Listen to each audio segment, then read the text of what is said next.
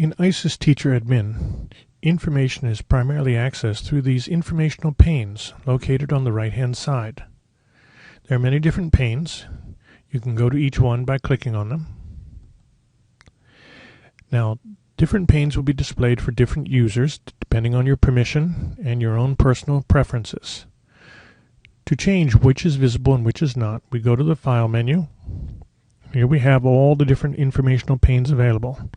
As I said, some of these may not be visible to you based on permissions set by your administrators. We can turn any of these off and they'll disappear. So for instance, Gradebook disappeared. Same way we can turn them back on again if we wish. Note that whichever ones are visible when you close the program, that setting will be saved and restored the next time you open it. On these informational panes, generally they have a special menu at the top that applies to the data, so you could refresh this data. Here for students, you can decide whether or not you want current, future, former, or all students. And you can restore the layout or decide which way you prefer names to be listed. In this particular grid, it's grouped by last grade, but I can right-click here on the column chooser and bring out any of these other columns that are available, like, for instance, current grade. Let me get rid of last grade, and now I'll group by current grade. And there we have it.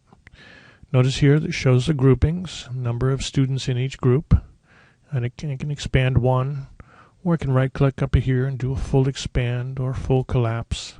I have an auto-filter row here, so for instance I could begin typing in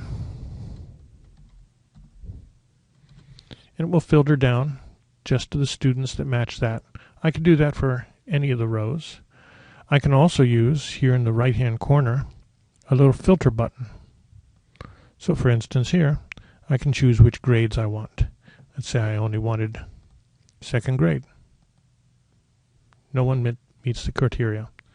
Right down here we can see the filter that's applied. I can temporarily turn that off. I can totally eliminate it, or I can edit and do something quite complicated.